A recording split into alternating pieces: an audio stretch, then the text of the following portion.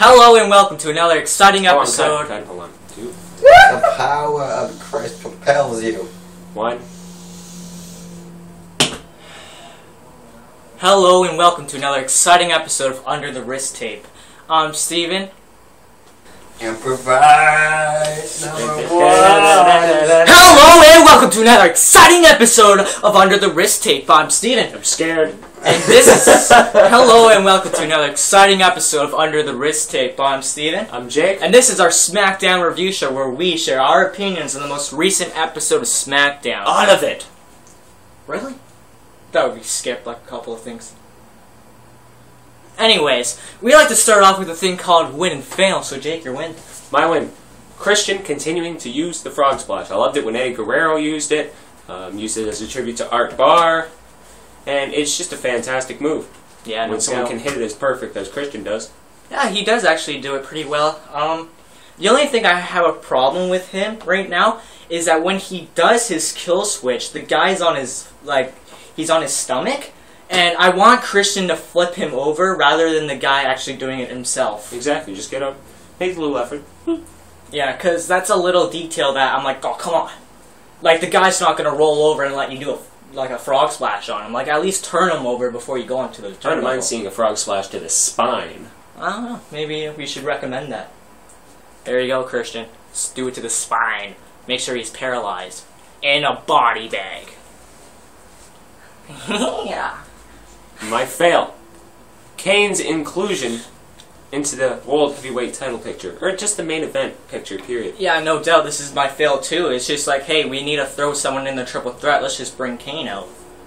But we see him, before the match actually started, Daniel Bryan comes out and just wails on him with the chair.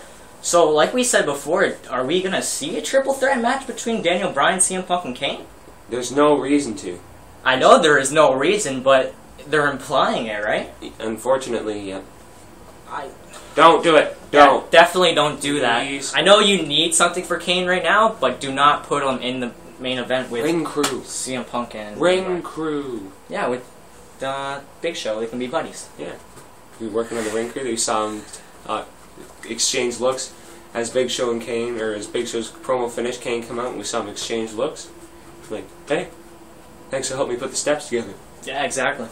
So, my win, even though he goes back to locally developed, or local wrestlers right now, it was just Ryback destroying the two local wrestlers in the ring. Well, actually, one of the guys who he defeated also wrestles as Ricky Reyes on the independent circuit. Yeah, I don't really follow the independent circuit as much as you. Why the hell not? I don't know. It's better than most of the crap on television these days. So you recognize them, but I just the domination of Ryback is just amazing. Swinging people around, powerbomb off the deadlift powerbomb. Yeah, dude, he was throwing them around like a rag doll, basically. It's like if they weighed like 5 pounds. And the finisher he did his finisher with both of them. That was pretty amazing. That was.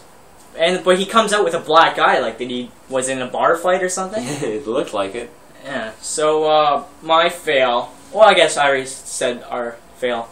So we're going to have another fail, but we'll talk about that later in the evening. So the opening segment saw Eve come out first. And Alberto Del Rio tried to compliment her and romance her to try to get that #1 contender spot. Yeah, because she's like, oh, Mr. Laurinaitis is on a business trip, even though it's just a Raw tour. Why can't you just say they're doing a Raw tour overseas?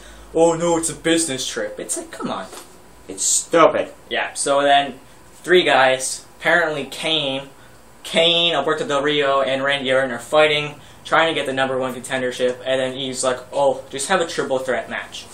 Okay, that seems reasonable. I don't know why she gets so much bad heat. She just makes good or mediocre match after mediocre match. Yeah. Same thing we've done before. Next we have... We talked about it in my win, but we're going to start out with Hunico against Christian.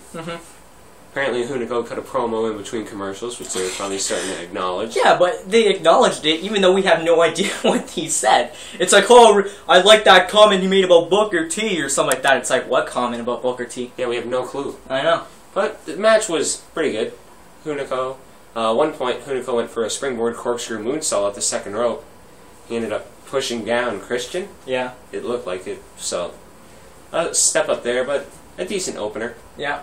Like we said before, he used the frog splash. Like I said, I just want him to at least turn them over. Exactly. And there you go. I want to see him start using the Tornado DDT again. Yeah, that would be a nice asset to his arsenal. Yeah, he is the diving European uppercut, which is, it's alright. Just to say, it's a freaking sauna in here right now because we have to close the window, put it on a heat lamp so he can see us, and it's like 30 degrees outside, and we're sweating pretty bad. Yeah. So don't acknowledge like us bathing in our own sweat. Exactly. Continue. I'm done with this match. Yeah, okay. So, we saw... no, actually, I want to get to the Usos and the Blackies, or I mean, Titus O'Neil and Darren Young first, or Darkness, as you like to call them. Yeah, we're getting sued. The promo they had between themselves, we actually saw the Usos be the Jokers instead of Titus O'Neil and Darren Young. I can't remember which Uso, because they look the same, how they went to Darren Young, oh, you look like Mike thing. His hair is like, looks like a microphone, and he's like... I don't know, I thought it was pretty funny. I thought Darren would be like, hey. No. But we see them, Darren Young and Titus O'Neil win the match. Obviously, I didn't see the Usos winning. Do you want to elaborate? Pretty good tag match. I'm liking their finisher still. Yeah, I wish they had the power bomb, that thing, but then again, that move gets people fired. It's a shame that they fired Goldust over that. But yeah, and then after the match they start bouncing around again, billions of dollars, billions of dollars, billions of dollars, billions of dollars, billions of dollars. Yeah, we get the point already. It's just, it's not too annoying. Yeah. When if they don't add like something new in there or something simpler at least. Yeah. It's gonna wear out. So we saw some promos for Sin Cara again. As I give him 3 months. Yeah, I don't know. I don't even think I give him that. If he goes back to his yellow lighting and he can't see anything, probably like one match. But from what I understand, he's with the WWE in the Mexican tour, and then he's coming back next SmackDown. Who do you see him going with? I'm guessing Hunico, No. Because from what I see, they're facing each other on the Mexican tour. Well, yeah, to try to get Sin Cara back in, they're putting him in with the cruiserweight. Do you see him going with Christian, even though they're both faces? I could see Christian or Sin Cara turning... Well, not really Sin Cara turning heel. You don't really have a high-flying heel. Doesn't really work. I mean, Hunico's dimmed down his offense every time he's... Maybe they can finally have two faces going at each other. Never know. You willing to do that, WWE? Oh, which one should we make it obvious to cheer or boo for? Oh no, we can't do that. Well, speaking of boo, I was booing at the television watching this match. Yeah. Santino, No Morella against Ricardo Rodriguez. I like Ricardo Rodriguez when he comes flying in. Yeah, the crossbodies. Random crossbodies and such. And having him come out to his own ring music, it was kind of cheeky and it was funny. But the match itself is just... I just want to ask you something. Have you seen Ricardo wrestle in FCW? No, I haven't, but I've seen him wrestle in Chikara under a mask, and he's not too bad. Yeah, I don't like how they portray him as like a guy who can't wrestle, or like a big guy who just is an announcer, because he actually is a wrestler. He took in spots like at TLC where he fell off the ladder onto those tables. That was like the fall of the year. Yeah, I know. Like he can wrestle, he can put on a match, but what they put on was ridiculous. Anytime Santino gets in the ring, it's ridiculous. Yeah, I guess so. Anyways, we had a little bit of a bounce back. We had Sheamus against Jack Swagger. Sorry guys, I don't usually mess up my shot. Okay. So Sheamus against Jack Swagger. Not too bad of a match. It's always nice to see Jack Swagger in the ring. But Dolph Ziggler, they should have him instead, honestly. Well, isn't Dolph Ziggler strictly on Raw? I'm not sure anymore. I honestly don't know. Yeah, with there's this no brand change. From what I understand, there's a Raw tour going on, and everyone who's involved with Raw is on the tour, so that would make sense if Dolph Ziggler isn't there. But I don't know if Jack Swagger's on Raw or SmackDown. If Dolph Ziggler's on Raw or SmackDown, I seriously don't know who's on SmackDown or Raw anymore. Michael Cole's on Raw or SmackDown, you never know. But yeah, so a decent match. But with Sheamus, like I said last Raw, where he basically bulldozered John Laurinaitis, and we're like, is this going to get recognized? They have said, if you don't apologize, you will be, I can't remember, suspended or something like that. But then Sheamus was like, I apologize for you being, and then he's like, basically started being like a jackass. But will anything happen to him? Not unless he loses the World Heavyweight title. Yeah. It's the only way anything can happen. Now, do you think that was an accident, or did they already know him being, like, John Laurinaitis being bulldozed, but Sheamus was going to happen? Yeah, I didn't get it, for sure. But then they're not doing anything about it. Yeah. No, you better apologize, you know, we're going to wave our finger at you. We're going to fire you and then rehire you a week later. Yeah. So, people power! So, is there anything else you want to say about Swagger and Sheamus? We see Sheamus win, obviously, because he's the World Heavyweight Champion. No, but I want to get to the next match. Okay, we see your god wrestler, Damien Sandow versus Tatsu. I love this guy. One of the lines when he says, which he was talking, which I think I mentioned this to you, please be quiet while I am speaking. Thank you. Perfect. He's just so professional. But when he gets in the ring, we actually saw him wrestle, and he was good. Yeah, but like you said, you don't like his finisher that the cross arm neck breaker, not really. But I like this Russian leg sweep, and then he just rolls back, lands on his feet beautifully. His in-ring action is so fluent that it makes up for his lack there of a finisher. Yeah, but and then a cartwheel after the match. Yeah. But we see him debut basically against Yoshitatsu. I think that's a good idea because Yoshitatsu can put on a great performance. Like, I bring this up basically every episode. Tyson Kidd and Yoshitatsu is excellent. They had a Match of the Year candidate when they had a match on NXT. Like, if you have a Match of the Year candidate on NXT, why don't you bring those guys up? Exactly. Like, come on. But also when he was... I know why. Oh, yeah? Because they're not 6'3" and 265. Oh, my God! My back! What the hell was that? I was impersonating what you just said. Oh, I got it now. Yeah. So speaking of guys like that. Yeah, speaking of guys like that.